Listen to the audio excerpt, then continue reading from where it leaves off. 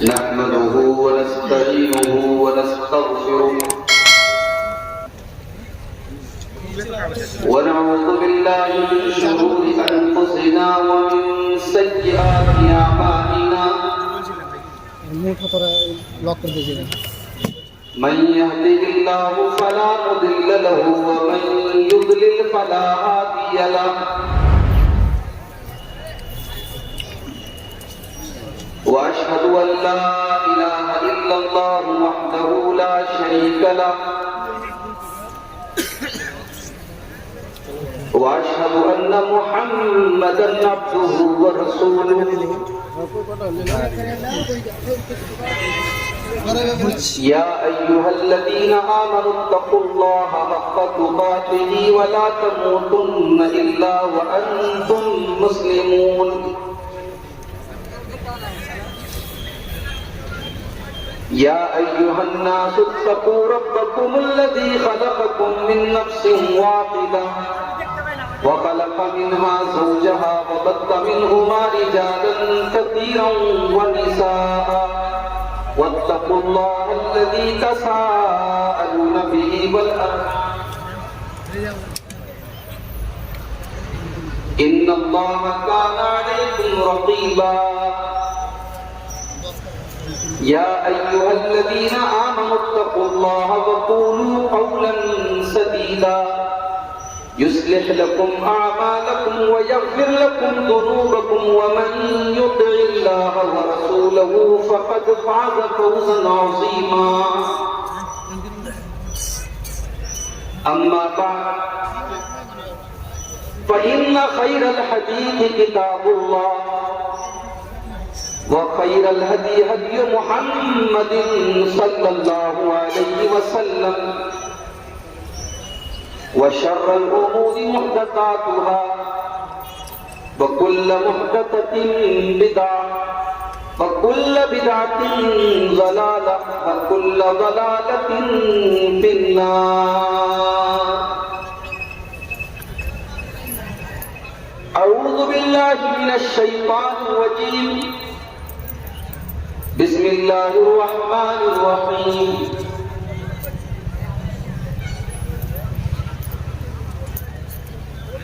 قل إنما أنا بشر مثلكم يوحى إلي أنما إلهكم إله واحد فمن كان يرجو لقاء ربه فليعمل عملا صالحا ولا يشرك بعبادة ربه أحدا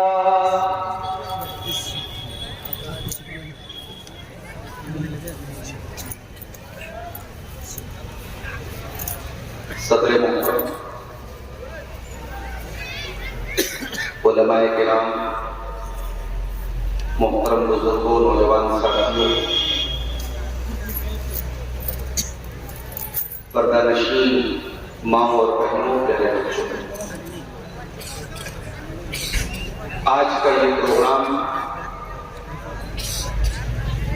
مسجد کی تعمیر اور ترقی کے لیے منعقد ہوا ہے مجھ سے پہلے آپ جس مقرر کی تقریر سن رہے تھے وہ تقریر بھی کر رہے تھے اور اس مسجد کے لیے چندہ بھی کر رہے تھے میری بھی آپ سب سے یہ اپیل ہے یہ گزارش ہے کہ آج کے اس جلسے کا جو مقصد ہے وہ اس مسجد کی تعمیر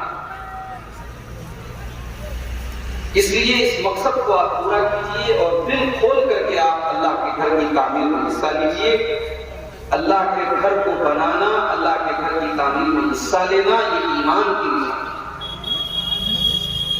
انما یعمر مساجد اللہ من آمن باللہ والیوم الآخر اللہ کی مسجدوں کو وہی لوگ بناتے ہیں وہی لوگ تعمیر کرتے ہیں وہی لوگ آباد کرتے ہیں جو اللہ کے اوپر ایمان رکھتے ہیں اور جو قیامت کے لیے جن لوگوں نے آج کی اس مسجد میں اپنا اپنا تعاون پیش کیا ہے، اللہ سے دعا کرتا ہوں اللہ تعالیٰ ان کے اس تعاون کو قبول فرمائے، اور جو لوگ ابھی تک انتظار میں ہیں ان کے بارے میں دعا کرتا ہوں اللہ ان کو بھی توفیق دے، اور جس سے جتنا ہو سکے وہ یہاں پر آ کر کے اللہ کے کاروں میں حصہ لے۔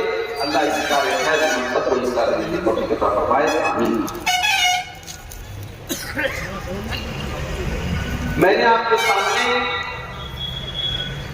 بڑی مشہور آیت پڑھی ہے، یہ قرآن کریم کے 16ویں پارے کی آیت ہے۔ قرآن کریم کے 16ویں پارے کی سورہ کہف کی آخری آیت ہے۔ کل جمعہ کا دن ہے، اگر آپ پڑھتے ہیں تو بہت اچھی بات ہے، اگر نہیں پڑھتے ہیں تو نوٹ کر لیجیے میری بات۔ جمعہ کے دن، حدیث میں دن کا لفظ آیا، اور دن کہتے ہیں فجر بعد سے لے کر کے مغرب کی نماز اذان کے پہلے تک کے ٹائم ہے۔ تو جمعہ کے دن آپ 15 منٹ کا 20 منٹ کا ٹائم نکالیے اور سورہ کہف کی تلاوت کیجیے۔ اللہ کے پیارے نبی صلی اللہ علیہ وسلم کی صحیح حدیث ہے کہ جو جمعہ کے دن سورہ کہف کی تلاوت کرتا ہے اگلے جمعہ تک اس کو اللہ تبارک و تعالیٰ ایک روشنی دیتا ہے، ایک نور دیتا ہے، اور اس کی زندگی پر اس نور کا اثر محسوس ہوتا ہے۔ تو اگر آپ سورہ کہف کی تلاوت کرتے ہوں گے جمعہ کے دن تو یہ آیت ضرور آپ کی نظر سے گزری ہوگی، یہ سورہ کہف کی آیت ہے۔ قُلْ إِنَّمَا أَنَا بَشَرٌ مِثْلُكُمْ يُوحَىٰ إِلَيَّ، اے نبی آپ کہہ دیجیے بے شک میں ایک انسان ہوں، بشر ہوں، جیسے تم ایک انسان ہو میں بھی ایک انسان ہوں، میں بھی ایک بشر ہوں، لیکن ہاں تم عام انسان ہو، میں انسان ہو کر کے بھی عام انسان نہیں ہوں۔ قُلْ إِنَّمَا أَنَا بَشَرٌ مِثْلُكُمْ يُوحَىٰ إِلَيَّ، میں انسان تو ہوں مگر میں اللہ کا نبی بھی ہوں، میں اللہ کا رسول بھی ہوں، میرے پاس جبریل امین اللہ کی وحی لے کر کے آتے ہیں۔ اے لوگوں، اللہ تعالیٰ نے مجھے یہ حکم دیا ہے انما الہکم الہ واحد، کہ تمہارا معبود صرف اور صرف ایک ہے، تمہارا پروردگار صرف اور صرف ایک ہے۔ فمن کان یرجو لقاء ربہ، تو جو انسان اپنے رب سے ملاقات کرنا چاہتا ہے، جو جنت میں جانا چاہتا ہے، جو کامیاب ہونا چاہتا ہے، جو کل اللہ تبارک و تعالیٰ سے ملنا چاہتا ہے، وہ دو کام کرے۔ اگر جنت میں جانا ہے، اگر کامیاب ہونا ہے تو دو کام کر دو، دو کام کرنا ضروری ہے، انیوارڈ ہے، کمپلسری۔ پہلا کام کیا ہے؟ فَلْيَعْمَلْ عَمَلًا صَالِحًا، پہلا کام یہ کرنا ہے کہ آپ کو نیک عمل کرنا ہے۔ اب سوال یہ پیدا ہوتا ہے کہ نیک عمل کس کو کہتے ہیں؟ نیک عمل اس عمل کو کہتے ہیں جس عمل کو اللہ نے نیک عمل قرار دیا ہو، رسول نے نیک عمل قرار دیا ہو۔ نیک عمل اس کو نہیں کہتے جو ہماری اور آپ کی نظر میں نیک ہو سکتا ہے کہ کوئی ایسا عمل بھی ہو جو دیکھنے میں بڑا اچھا لگ رہا ہو، ہمیں لگتا ہو کہ یار یہ کام تو بہت اچھا ہے، مگر اس کام کے اوپر اللہ کی مہر نہ ہو، رسول کی مہر نہ ہو۔ اگر ایسا عمل ہے تو اس عمل کو نیک عمل نہیں کہا جائے گا، بلکہ اس عمل کو شریعت کے اندر بدعت کہا جائے گا۔ مثال کے طور پر اذان ہو رہی ہے، اللہ کے نبی فرماتے ہیں کہ جب اذان ہونے لگے فَقُولُوا مِثْلَ مَا يَقُولُ الْمُؤَذِّنُ، تو تم اذان کا جواب دو، مؤذن جو کہتا ہے تم بھی اس کے پیچھے پیچھے دوہراؤ۔ جب اذان ہو جائے ثُمَّ صَلُّوا عَلَيَّ، پھر تم میرے اوپر درود پڑھو۔ ثُمَّ صَلُّوا اللَّهَ لِيَ الْوَسِيلَةَ، اور پھر تم اللہ تعالیٰ سے میرے لیے وسیلہ کی دعا کرو۔ وسیلہ جنت میں اعلیٰ مقام کا نام ہے، جو اللہ تعالیٰ ہمارے اور آپ کے نبی کو عطا فرمائے. تو ہم اذان کے بعد کون سی دعا پڑھتے ہیں؟ اللہم رب هذه الدعوة التامة والصلاة القائمة آت محمدا الوسيلة والفضيلة وابعثه مقاما محمودا الذي وعدته. اللہ کے نبی فرماتے ہیں کہ اذان کا جواب دو، پھر میرے اوپر درود پڑھو، پھر میرے لیے اللہ سے وسیلہ کا سوال کرو. یہ 3 کام اگر تم نے کر لیا، اللہ کے نبی فرماتے حلت لہو شفاعتی، کل قیامت کے دن اس کو میری شفاعت ملے گی. اگر وہ گنہگار ہوگا، وہ خطا کار ہوگا، میں اللہ کی بارگاہ میں سفارش کروں گا کہ اللہ یہ اذان سنا کرتا تھا، اذان کا جواب دیا کرتا تھا، یہ درود پڑھا کرتا تھا، یا اللہ ہمارا پاس دعوتی تامہ والی دعا پڑھا کرتا تھا، میں ایسے انسان کے لیے اللہ کی بارگاہ میں شفاعت کروں گا. لیکن آپ بہت سارے لوگوں کو دیکھتے ہو وہ اذان کے پہلے درود پڑھتے ہیں، جیسے ہی وہ مائک پر آتے ہیں اذان دینے کے لیے، اذان کے پہلے کہتے ہیں اللہم صلی وسلم وبارک علی سیدنا محمد، اس طریقے سے وہ درود پڑھتے ہیں. درود پڑھنا یہ نیک عمل ہے، مگر اذان کے پہلے درود پڑھنا یہ اللہ کے نبی سے ثابت نہیں ہے، یہ اللہ سے ثابت نہیں ہے، اس لیے یہ نیک عمل نہیں ہے. آگے رمضان آ رہا ہے، رمضان کے مہینے میں ہمارا روزہ رکھتے ہیں. مغرب کی اذان کا ٹائم ہے 5 بجے. اللہ کے پیارے نبی فرماتے ہیں کہ اذان کا ٹائم جیسے ہی ہو جائے تم فوراً افطار کر دو. افطار میں دیر کرنا یہ یہودیوں کا طریقہ ہے.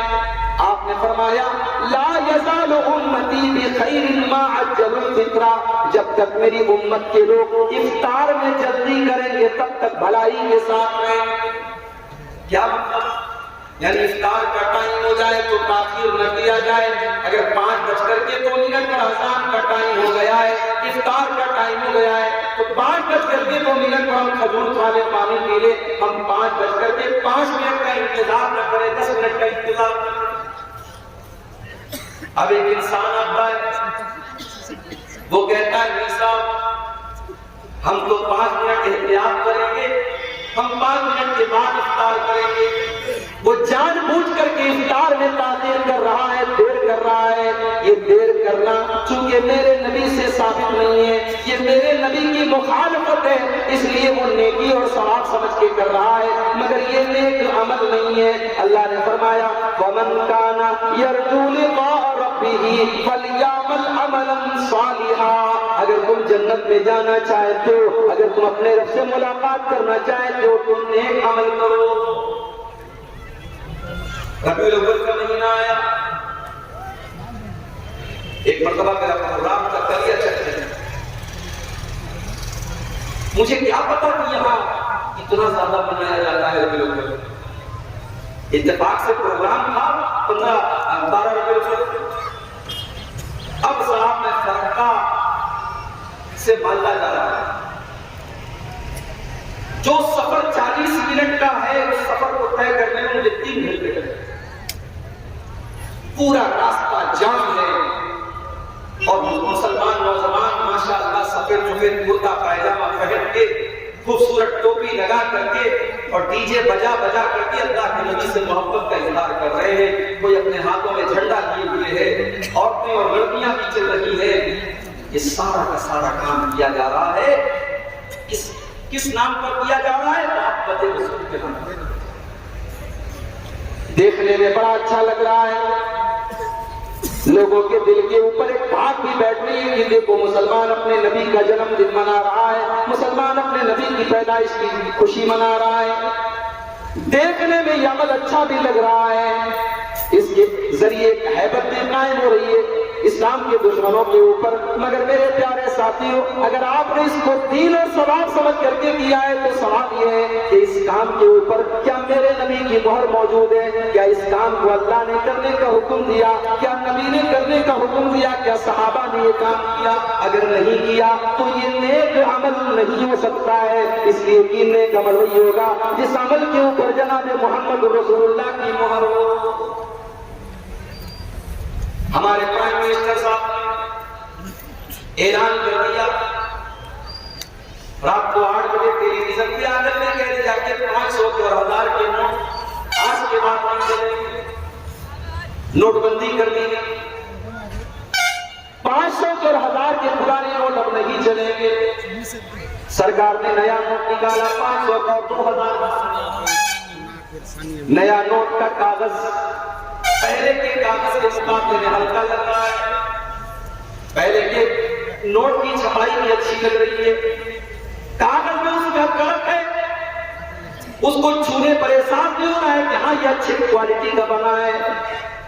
لیکن آپ پرانے 500 کا نوٹ آج لے کر کے مارکیٹ میں چلے جائیں، آپ کو 1 روپے کا سامان نہیں ملے گا، 1 روپے میں کوئی لینے کو تیار نہیں ہے، کیونکہ اس نوٹ کو سرکار نے ریجیکٹ کر دیا ہے۔ اب اس کے اوپر گورنمنٹ آف انڈیا کی مہر نہیں ہے، اب گورنمنٹ آف انڈیا نے اس کو لینے سے منع کر دیا ہے۔ میرے پیارے ساتھیوں، اسلام کے اندر بھی وہی نوٹ چلے گا، وہی سکہ چلے گا، وہی عمل چلے گا جس عمل کے اوپر اللہ کی مہر ہو، اس کے رسول کی مہر ہو، جس کام کو میرے نبی نے نہ کیا ہو، جس کام کو میرے رب نے کرنے کا حکم نہ دیا ہو، وہ دیکھنے میں جتنا بھی اچھا لگ رہا ہو، اس عمل کو اللہ تعالیٰ کا قبول نہیں کیا جائے گا۔ کل قیامت کا دن ہوگا، سورج 1 میل کی دوری پر ہوگا، ہم اور آپ پیاس سے بے حال ہوں گے، اللہ کے پیارے نبی اپنے امتیوں کو جام کوثر پلا رہے ہوں گے، اور جو جام کوثر اپنے نبی کے ہاتھوں سے پی لے گا، اللہ کے پیارے نبی فرماتے ہیں لم یظما بعدہ ابدا، اس کے بعد اس کو کبھی پیاس نہیں لگے گی۔ اللہ کے نبی اپنے امتیوں کو کیسے پہچانیں گے؟ گول ٹوپی کے ذریعے آپ نہیں پہچانیں گے، کرتا پائجامہ کے ذریعے آپ نہیں پہچانیں گے، اپنے امتیوں کو آپ کس طریقے سے پہچانیں گے؟ اللہ کے نبی فرماتے ہیں یاتون یوم القیامت غرا محجلین، میری امت کے لوگ جب قیامت کے دن آئیں گے تو ان کے اعضائے وضو چمک رہے ہوں گے، ان کا چہرہ چمک رہا ہوگا، ان کی کیونیوں تک کا ہاتھ چمک رہا ہوگا، ان کے ٹخنے تک کا پیر چمک رہا ہوگا، ان کی ناک چمک رہی ہوگی، ان کی داڑھی چمک رہی ہوگی، جہاں جہاں وضو کا پانی لگا ہوگا وہ سارے کے سارے اعضاء ان کے چمک رہے ہوں گے۔ اور جو بیچارہ نماز نہیں پڑھتا اس کا کہاں سے چمکے گا؟ وہ تو دھتکار دیا جائے گا، اسے قیامت کے دن اللہ کے نبی کے ہاتھوں کوثر کا جام نصیب نہیں۔ اللہ کے پیارے نبی کے ہاتھوں کوثر کا جام اس کو نصیب ہوگا جو دنیا میں باوضو رہتا تھا، نمازی تھا، 5 ٹائم پابندی سے نماز پڑھتا تھا، اس کو اللہ کے نبی جام کوثر عطا فرمائے۔ آپ کے بنگال سے بنگلہ دیش کی بارڈر قریب ہے، اگر آپ کو بنگلہ دیش جانا ہو کلکتہ آپ کو جانا پڑے گا، اور کلکتہ سے جو بنگلہ دیش کو بس جاتی ہے یا جو ٹرین جاتی ہے، اس ٹرین پر اس بس پر چڑھنے کے پہلے آپ سے مانگا جائے گا کہ صاحب آپ بنگلہ دیش جانا چاہتے ہیں، دوسری کنٹری جانا چاہتے ہیں، آپ کا پاسپورٹ کدھر ہے؟ میرے پیارے ساتھیوں، کل اللہ تعالیٰ کے یہاں جنت میں جانے کا بھی پاسپورٹ کی 5 ٹائم کی نماز ہوگی۔ یہ پاسپورٹ اگر ہمارے پاس نہیں ہے، اللہ کی قسم ہم جنت میں نہیں جائیں گے۔ ان اول ما یحاسب بہ العبد یوم القیامۃ صلاۃ، قیامت کے دن سب سے پہلا سوال ہم سے نماز کے بارے میں کیا جائے گا۔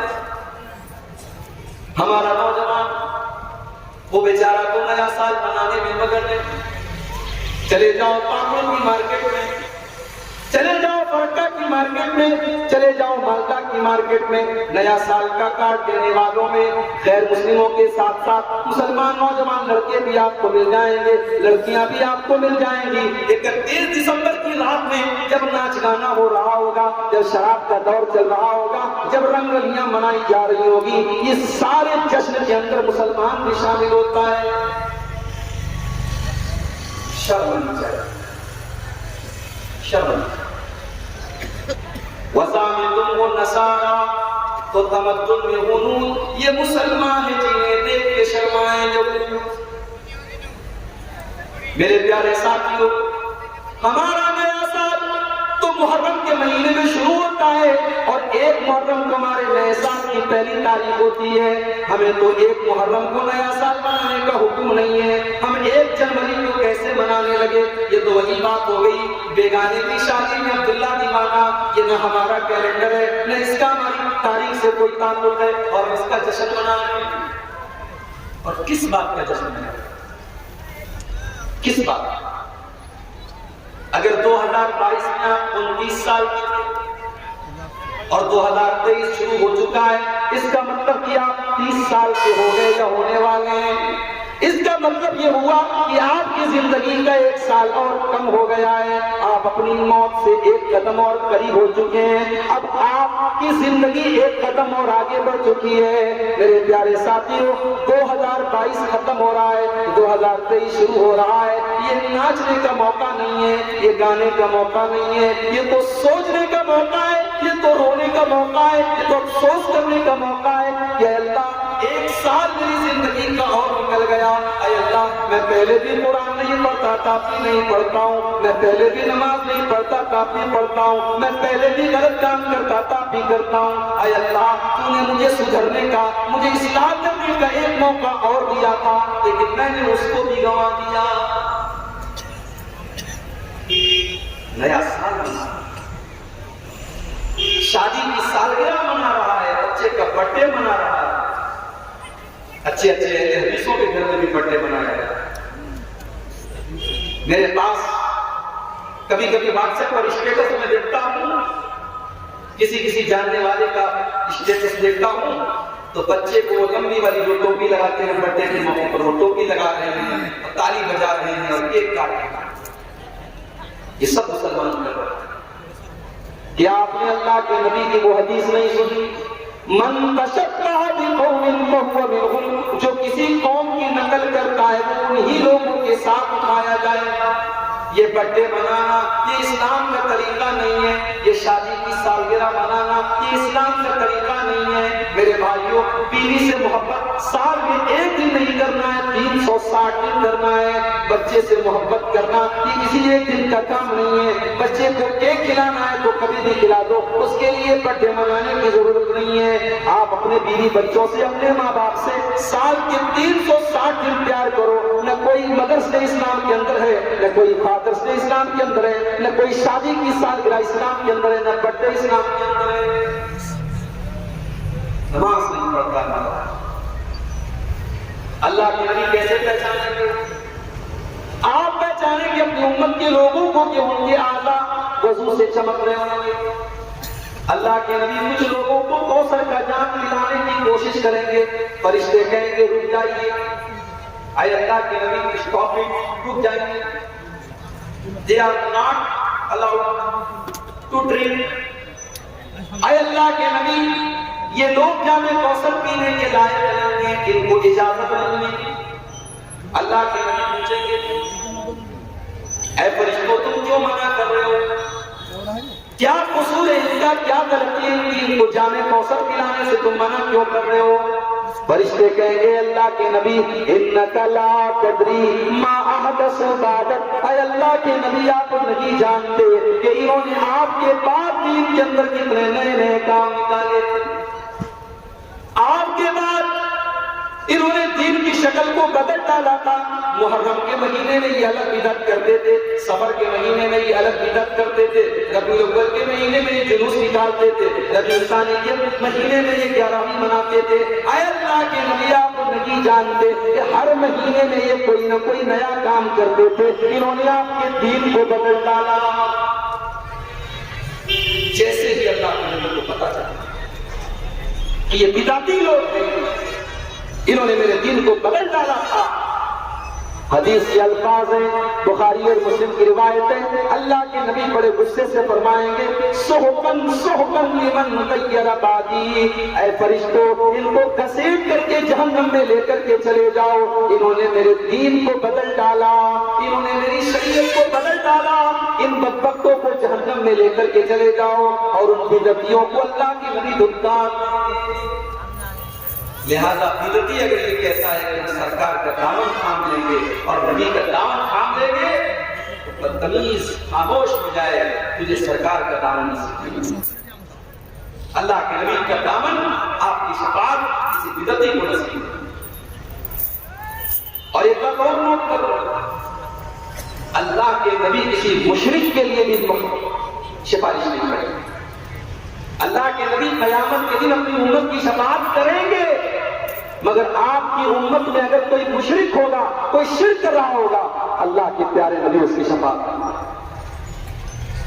بخاری کی حدیث اٹھائیے، حضرت ابو ہریرہ رضی اللہ تعالیٰ عنہ اللہ کے نبی سے سوال کرتے ہیں، اے اللہ کے نبی، من اسعد الناس بشفاعتک یوم القیامہ، اے اللہ کے نبی، وہ کون سا خوش نصیب انسان ہے جس کو آپ کی شفاعت قیامت کے دن نصیب ہوگی؟ اچھا، صحابہ بھی کیسے کیسے سوال کرتے ہیں، ہم لوگوں کا سوال بھی عجیب و غریب ہوتا ہے جس کا کوئی مطلب نہیں، بے مقصد سوال ہوتا ہے، علماء کو پریشان کرنے کے لیے سوال کرتا ہے۔ ارے بھائی، سوال وہ کرو جس کا کوئی مطلب نہیں۔ ایک جگہ پروگرام میں گئے، ایک آدمی میرے پاس آیا، بیڑی پی رہا ہے، سگریٹ پی رہا ہے، کہنے لگا کہ مولانا صاحب بتائیے، آدم علیہ السلام نے جس پیڑ کا پھل کھایا تھا اور جس کی وجہ سے ان کو جنت سے نکال دیا گیا تھا، وہ کون سا پیڑ تھا؟ میں نے کہا پہلے تو بیڑی دیکھ کے پتہ تھا، بیڑی اس نے دیکھا، میں نے کہا میں نے تو وہ پھل آج تک کھایا نہیں، مجھے کہیں نظر آئے گا تو بتا دوں۔ کیا مطلب اس طریقے اس کا؟ امام ابو حنیفہ کے استاد تھے، ان کا نام تھا ابراہیم نخعی، ان سے کسی نے پوچھا کہ ابلیس کی بیوی کا نام کیا ہے؟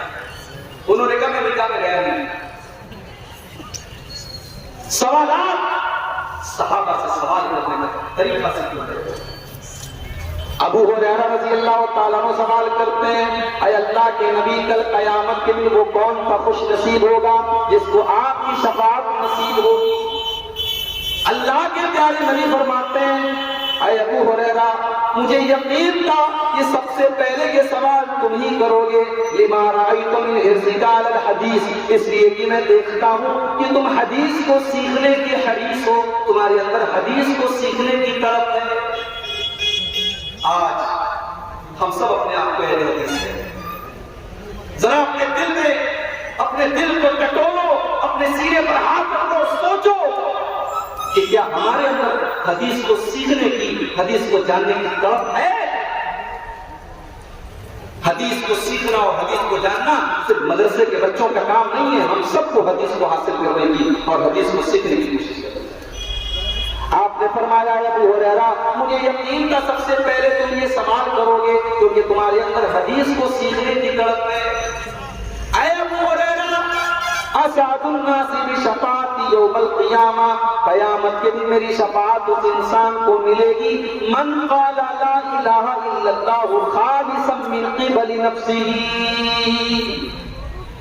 جو دل سے لا الہ الا اللہ پڑھے گا، جو توحید پر دنیا سے گیا ہوگا، جس نے شرک نہیں کیا ہوگا، جو مشرک نہیں ہوگا، اس کو میری شفاعت ملے گی، میں کسی مشرک کے لیے شفاعت نہیں کروں گا۔ تو نبی کی شفاعت نہ کسی بدعتی کو ملے گی نہ کسی مشرک کو۔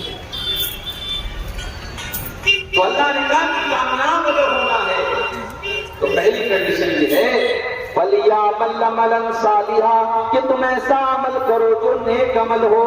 دوسری کنڈیشن کیا ہے؟ وَلَا يُشْرِكْ بِعِبَادَةِ رَبِّهِ أَحَدًا، کہ تم اپنے رب کے ساتھ کسی کو شریک نہ کرنا۔ تم نماز پڑھ رہے ہو تو نماز تم صرف اور صرف اللہ کے لیے پڑھنا، کسی اور کو دکھانے کے لیے مت پڑھنا۔ تم اللہ کے راستے میں چندہ دے رہے ہو، دان دے رہے ہو، سب کا خیرات کر رہے ہو، تمہارے چندے کا مقصد اللہ کو راضی کرنا ہونا چاہیے، کسی کو دکھانے کے لیے، کسی کو نیچا کرنے کے لیے، کسی کو اونچا کرنے کے لیے تم چندہ نہ دینا۔ ریاکاری اور دکھاوا نہیں۔ اس لیے کہ اگر تم نے نماز پڑھی لیکن تمہاری نماز کا مقصد دوسروں کو دکھانا ہوگا تو وہ نماز تمہارے منہ کے اوپر مار دی جائے گی۔ اللہ نے قرآن میں فرمایا فَوَيْلٌ لِّلْمُصَلِّينَ الَّذِينَ هُمْ عَنْ صَلَاتِهِمْ سَاهُونَ، الذین هم یراؤون، بربادی ہے، جہنم ہے، ویل ہے ایسے نمازیوں کے لیے جو نماز تو پڑھتے ہیں لیکن نماز میں ان کا من نہیں لگتا، نماز میں ان کا دل نہیں لگتا، وہ نماز سے غافل ہوتے ہیں۔ الذین هم یراؤون، جو نماز کے اندر دکھاوا کرتے ہیں، جو دوسروں کو دکھانے کے لیے نماز پڑھتے ہیں۔ اللہ کو اخلاص پسند ہے، اللہ کے یہاں ملاوٹ والی عبادت نہیں چلے گی، جو بھی عبادت ہو وہ صرف اور صرف اللہ کے نام۔ اللہ نے قرآن میں فرمایا کہ جب منافق لوگ نماز پڑھتے تھے، اچھا بڑے مزے کی بات یہ ہے کہ نبی کے دور میں منافقوں کو بھی نماز پڑھنا پڑتا تھا، کیونکہ نبی کے دور میں کوئی مسلمان سمجھا ہی نہیں جاتا تھا اگر وہ نماز نہیں پڑھتا تھا، اگر کوئی مسجد میں نہیں آتا تھا تو سمجھتے تھے لگتا ہے اس نے اسلام کو چھوڑ دیا ہے، کیونکہ ایسا ہو ہی نہیں سکتا تھا کہ کوئی مسلمان ہو اور نماز پڑھے۔ منافقوں کو بھی نماز پڑھنا پڑتا تھا، لیکن منافق لوگ کیسے نماز پڑھتے تھے؟ اللہ نے نقشہ کھینچا، وَإِذَا قَامُوا إِلَى الصَّلَاةِ قَامُوا كُسَالَىٰ يُرَاءُونَ النَّاسَ وَلَا يَذْكُرُونَ اللَّهَ إِلَّا قَلِيلًا۔ یہ منافق لوگ جب نماز کے لیے اٹھتے ہیں تو بڑی مشکل سے اٹھتے ہیں، بڑی کاہلی کر کے اٹھتے ہیں۔ یراؤون الناس، یہ لوگوں کو دکھانے کے لیے نماز پڑھتے ہیں، ولا یذکرون اللہ الا قلیلا، اور یہ اللہ تعالیٰ کو بہت کم یاد کرتے ہیں۔ اللہ کو ریاکاری نہیں چلے گی، اللہ ہمارے شریر کو نہیں دیکھتا، اللہ ہمارے مال کو نہیں دیکھتا، اللہ ہمارے دل کو دیکھتا۔ اللہ کے نبی فرماتے ہیں ان اللہ لا ينظر الى صوركم واجسامكم ولكن ينظر الى قلوبكم واعمالكم، اللہ تعالیٰ تمہاری شکل و صورت کو نہیں دیکھتا ہے، تم کتنے اسمارٹ ہو، تم کتنے ہینڈسم ہو، اللہ تعالیٰ تمہارے جسم کو نہیں دیکھتا ہے، اللہ تعالیٰ تو تمہارے دلوں کو دیکھتا ہے کہ تمہارے دلوں کے اندر کتنی سچائی ہے، تمہارے دلوں کے اندر اللہ کا کتنا ڈر ہے۔ اگر آپ کی نیت صحیح ہو، اگر آپ کا دل صحیح ہو تو نیکی کرنے کے بغیر بھی آپ کو نیکی کا ثواب مل جائے گا۔ اگر آپ کی نیت صحیح ہوگی، اللہ نے فرمایا وَمَن يَخْرُجْ مِن بَيْتِهِ مُهَاجِرًا إِلَى اللَّهِ وَرَسُولِهِ ثُمَّ يُدْرِكُهُ الْمَوْتُ فَقَدْ وَقَعَ أَجْرُهُ عَلَى اللَّهِ، اگر کوئی انسان اپنے گھر سے نکلا تھا ہجرت کرنے کے لیے، اللہ کی راہ میں اپنا وطن چھوڑ کے جا رہا تھا، اپنا شہر چھوڑ کے جا رہا تھا اللہ کے لیے اور اس کے رسول کے لیے، وہ ہجرت کر کے جا رہا تھا اور راستے میں اس کا انتقال ہو گیا، راستے میں اس کی موت ہو گئی، فقد وقع اجرہ علی اللہ، تو اس کو پورا ثواب ملے گا۔ بخاری کی پہلی حدیث پتہ ہے کہ نہیں؟ بولو بھائی، طلبہ سے نہیں پوچھ رہا ہوں، علماء سے نہیں پوچھ رہا ہوں، عام آدمی بتایا۔ سنے ہو کبھی بخاری کی پہلی حدیث؟ جی۔ اگر اہل حدیث ہو اور بخاری کی پہلی حدیث یاد نہیں ہے تو افسوس کی بات ہے۔ ہاں انما الاعمال بالنیات، ہمارے چچا نے جواب دیا۔ پہلی حدیث بخاری شریف کی، حضرت عمر فاروق رضی اللہ تعالیٰ عنہ حدیث کے راوی ہیں، فرماتے ہیں کہ میں نے اللہ کے نبی کو فرماتے ہوئے سنا ہے انما الاعمال بالنیات، سارے عمل کا دار و مدار نیت پر ہے۔ اگر آپ کی نیت ہی صحیح نہیں ہے، آپ کا مقصد ہی صحیح نہیں ہے تو آپ کا عمل بھی اللہ کے یہاں برباد ہو جائے گا۔ سارے اعمال کا دار و مدار نیت پر ہے۔ وَإِنَّمَا لِكُلِّ امْرِئٍ مَّا نَوَىٰ، اور ہر انسان کو وہی ملے گا جس کی اس نے نیت کی ہوگی۔ وَمَنْ كَانَتْ هِجْرَتُهُ إِلَىٰ دُنْيَا يُصِيبُهَا أَوْ امْرَأَةٍ يَنكِحُهَا فَهِجْرَتُهُ إِلَىٰ مَا هَاجَرَ إِلَيْهِ۔ پاکو شہر، پاکو کو چھوڑ کر کے آپ کے پاکو کا رہنے والا کوئی انسان ممبئی میں جا کر کے رہتا ہے، کلکتہ میں جا کر کے رہتا ہے، بنگلور میں جا کر کے رہتا ہے، دلی میں جا کر کے رہتا ہے، اس کا مقصد کسی لڑکی سے شادی کرنا ہے، اس کا مقصد وہاں جا کر کے پیسہ کمانا ہے۔ اور ایک انسان اپنا شہر چھوڑ کر کے دوسرے شہر میں جاتا ہے، اس لیے کہ وہ اپنے شہر میں نماز نہیں پڑھ پاتا، وہ اسلام پر عمل نہیں کر پاتا، وہ اپنے شہر سے ہجرت کر جاتا ہے، اپنے وطن کو چھوڑ کے چلا جاتا ہے اللہ کے لیے، اس کے رسول کے لیے۔ کام کو سے لڑکی سے شادی کرنے جو جہاں جا رہا ہے وہ بھی تو وطن کو چھوڑ کے جا رہا ہے، جو کاروبار کرنے کے لیے پیسہ کمانے کے لیے جا رہا ہے وہ بھی تو وطن چھوڑ کے جا رہا ہے، مگر اللہ کے نبی فرماتے ہیں کہ دونوں کی نیت میں فرق ہے۔ جو اللہ کے لیے اپنا وطن چھوڑ کے جا رہا ہے اس کو ہجرت کا ثواب ملے گا، جو لڑکی کے لیے جا رہا ہے، جو پیسے کے لیے جا رہا ہے، اس کو ہجرت کا ثواب ملنے والا نہیں ہے۔ شریعت نے نیت کا بڑا رول ہے۔ اور اب میں جو حدیث آپ کو سنانے جا رہا ہوں، اس حدیث کو حضرت ابو ہریرہ رضی اللہ تعالیٰ عنہ سنانے لگتے ہیں تو بے ہوش ہو جاتے ہیں۔ اس حدیث کو سنانے کے پہلے حضرت ابو ہریرہ بے ہوش ہو جاتے ہیں، ہوش آتا ہے، پھر اللہ کے نبی کی یہ حدیث سنانے کی کوشش کرتے ہیں، پھر بے ہوش ہو جاتے ہیں، لگاتار 3 بار بے ہوش ہوتے ہیں۔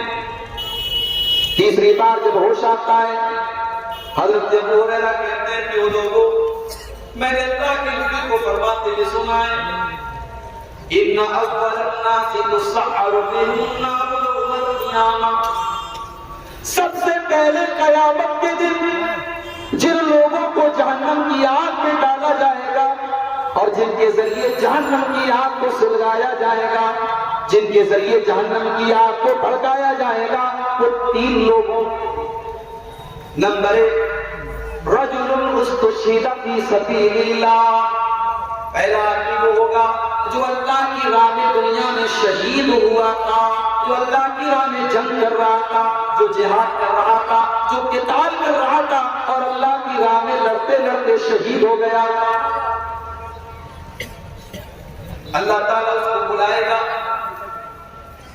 اللہ پوچھے گا میرے بندے میں نے تجھ کو طاقتور بنایا، تجھ کو بہادر بنایا، تجھ کو لڑنے کا ہنر دیا، میرے بندے تو نے کیا کیا؟ بندہ کہے گا قاتلت فیک حتی استشہدت، اے اللہ میں تیرے راستے میں لڑتا تھا، جنگ کرتا تھا، قتال کرتا تھا، حتی استشہدت، یہاں تک کہ میں شہید کر دیا گیا۔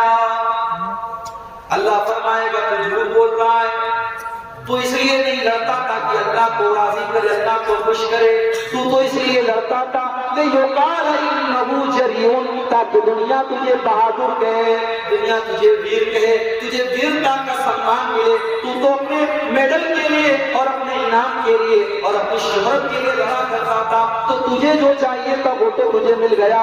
اب اس کے بعد اللہ تعالیٰ حکم دے گا اس کو گھسیٹ کر کے جہنم میں ڈال دیا جائے گا۔ اس کے بعد ایک دوسرا آدمی آئے گا، یہ قاری صاحب ہوں گے، یہ مولانا صاحب ہوں گے،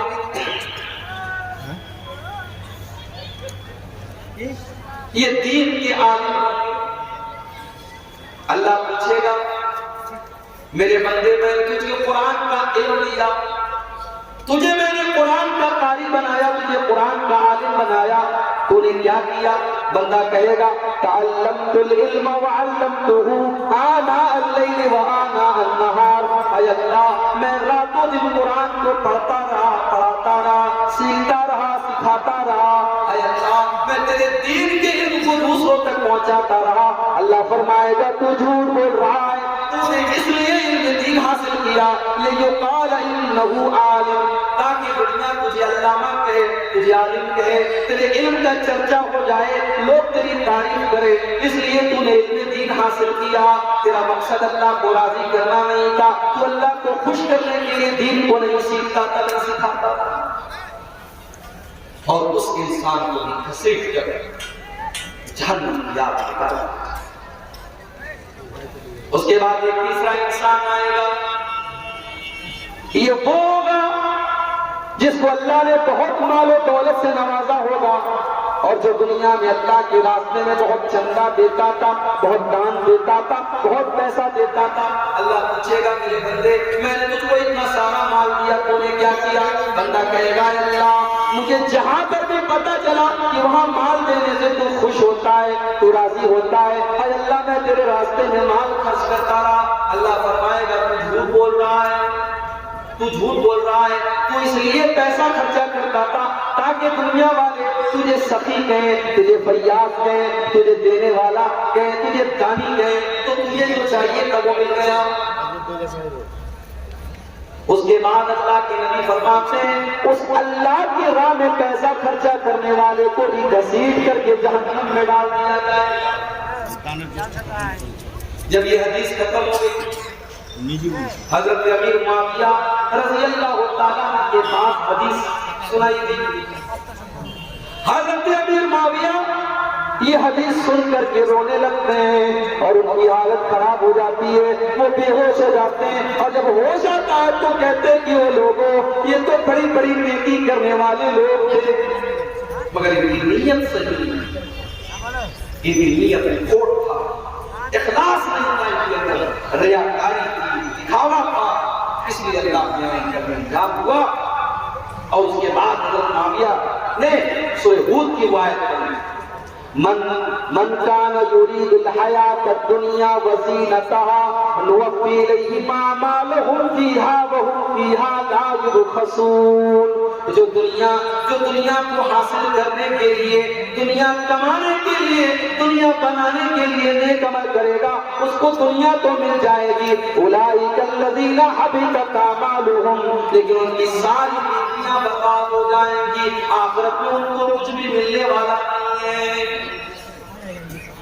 تو میرے بھائیو آج اخلاص کرنی ہے، آج ہماری نیکیوں کی نمائش کرتے ہیں، ہم نیکیوں کو دکھاتے ہیں، اور جب تک سارے زمانے کو یہ جتا نہ لے کہ ہم نے یہ نیک کام کیا ہے تب تک ہمیں چین نہیں۔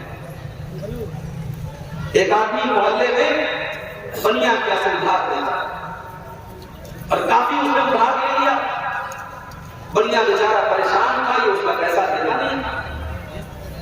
اس کے بعد وہ آدمی حج کرنے گیا، اب جب حج کر کے آیا تو سارے محلے میں، سارے گاؤں میں بڑی عزت ہو گئی کہ حاجی صاحب آ گئے، حاجی صاحب آ گئے۔ ایک دن حاجی صاحب بنیا گئے، بولے اے بنیا، وہ جلدی سے میرے ادھار کا کھاتا نکالا۔ بنیا بہت خوش ہوا کہ آج لگ رہا ہے کہ حاجی صاحب حج کر کے آئے ہیں، ان کی آنکھیں کھل گئی ہے، میرا ادھار چکتا کرنے کے لیے آئے ہیں۔ بنیا نے جلدی سے اپنے ادھار کی کاپی نکالی، کہا کہ آپ کا کا ادھار۔ حاجی صاحب نے کہا میرا نام کیا لکھا ہے؟ اس نے کہا عبدالرشید لکھا ہے۔ بنیا نے کہا آپ کا نام عبدالرشید لکھا ہے؟ اس نے کہا لکھو حاجی عبدالرشید۔ میرے نام کیا کہ حاجی بڑھا دو، میں تمہارا ادھار دینے کے لیے آیا ہوں، میں بتانے کے لیے آیا ہوں کہ آج میں حاجی عبدالرشید۔ یہ حال ہے، حج کرتا ہے انسان، اس کو اللہ کو راضی کرنا مقصد نہیں ہے، اس کو یہ بتانا مقصد ہے کہ میں حاجی ہوں۔ اپنے عمل کی نمائش۔ ایک دور تھا جب کہاوت کی نیکی کر دریا میں ڈال، آج وہ دور ہے کہ نیکی کر فیس بک پر ڈال، نیکی کر یوٹیوب پر ڈال، نیکی کر سوشل میڈیا پر ڈال۔ آج وہ نیکی کی جب تک ہم نمائش نہ کر لیں تب تک ہمیں چین نہیں۔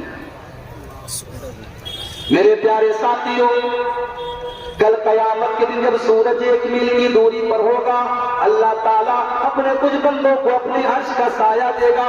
اللہ کے ان میں بندوں میں وہ ایک بندہ بھی ہوگا، وَرَجُلٌ تَصَدَّقَ بِصَدَقَةٍ فَأَخْفَاهَا حَتَّىٰ لَا تَعْلَمَ شِمَالُهُ مَا تُنْفِقُ يَمِينُهُ۔ جو اللہ کی راہ میں صدقہ کرے، خیرات کرے، اور بائیں ہاتھ کو بھی پتہ نہ چلے کہ داہنے ہاتھ میں کیا خرچ کیا، اتنا چپکے سے وہ صدقہ کرے، اتنا خفیہ طریقے سے وہ صدقہ کرے۔ جاڑے کا موسم ہے، ایک غریب آدمی بیچارہ کسی فٹ پاتھ پر لیٹا ہوا ہے، ٹھنڈی ہوائیں چل رہی ہیں، وہ ٹھٹھرا ہوا ہے۔ ایک امیر آدمی آتا ہے، اپنی 4 ویلر سے، اپنی کار سے اترتا ہے اور اس غریب کو کمبل اڑاتا ہے اور چلا جاتا ہے۔ نہ اس امیر کو پتا کہ میں نے کس غریب کی مدد کی، نہ غریب کو پتا کہ کس امیر نے میری مدد کی۔